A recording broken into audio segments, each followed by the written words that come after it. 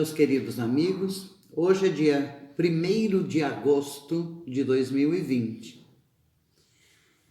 Eu vou ler o prefácio do Evangelho segundo o Espiritismo numa mensagem do Espírito de Verdade.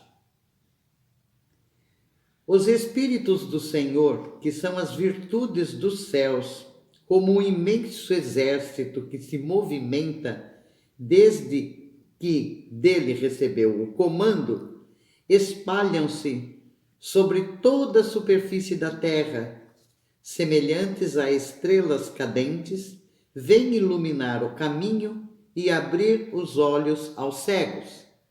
Eu vos digo em verdade, são chegados os tempos em que todas as coisas devem ser restabelecidas em seu sentido verdadeiro para dissipar as trevas, confundir os orgulhosos e glorificar os justos.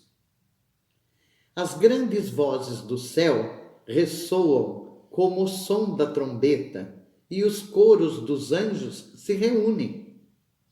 Homens, nós vos convidamos ao concerto divino, que vossas mãos tomem a lira, que vossas vozes se unam e que num hino sagrado se estendam e vibrem de uma extremidade à outra do universo.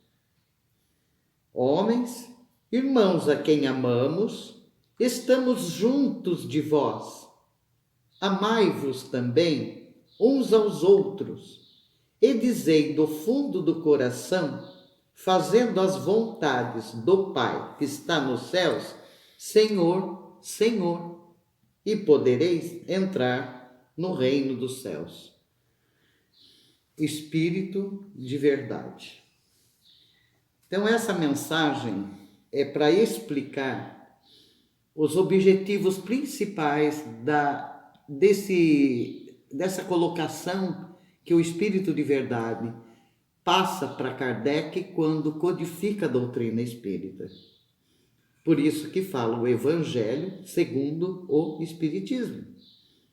Porque ele contém, o Evangelho segundo o Espiritismo, a explicação das máximas morais do Cristo, sua concordância com o Espiritismo e a sua aplicação em todas as posições da vida.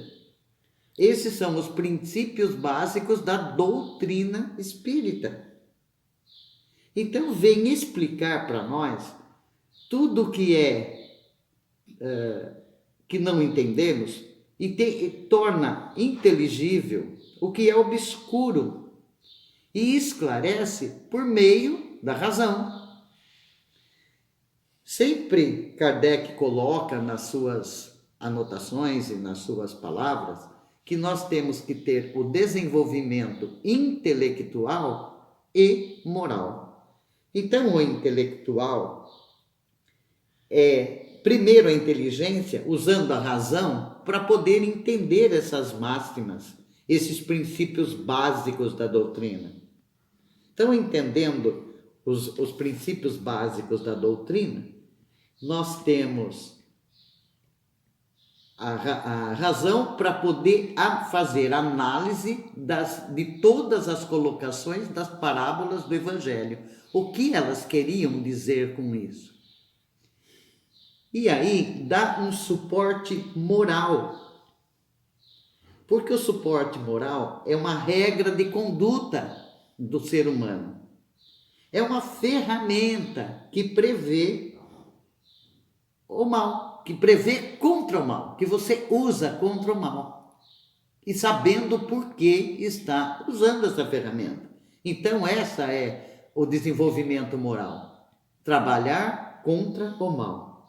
E, ao mesmo tempo, quando diz que a doutrina é consoladora, é porque ela alivia a razão de uma ação incorreta da conduta. Então, vai aliviar a sua mente de uma ação incorreta, de um comportamento que teve. Então, esse é o consolo. É por isso que fala que é o Cristo Consolador. você vai entender as causas, as consequências e os motivos de tudo e vai mudar a sua conduta moral. Por isso que ele é o renovador, é o consolador. Então, é importante que nós entendamos por que Kardec coloca tudo isso e essa explicação que vai tornar inteligível o que parecia obscuro e mais esclarecer tudo isso por meio do raciocínio. Por isso que é muito importante estudar, entender tudo isso. Que o próprio Espírito de Verdade disse: espíritas, amai-vos, espíritas, instruí-vos, para poder entender o que são essas máximas morais do Cristo.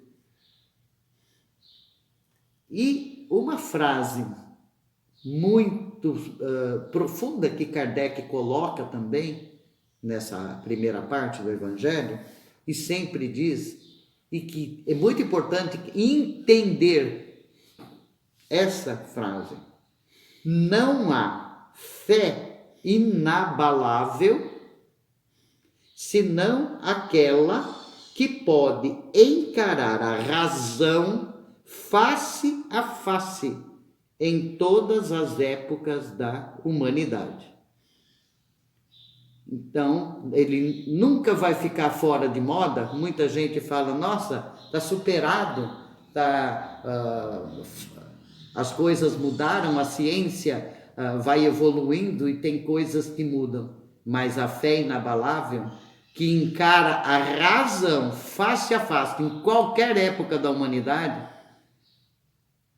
ela não vai ficar fora de moda, porque nunca vai estar fora de moda, nunca vai estar obsoleto o Evangelho, porque Deus pediu para que amássemos os inimigos. E nós ainda não conseguimos nem amar do fundo do coração os nossos amigos. Então não tem nada obsoleto, nada fora de moda.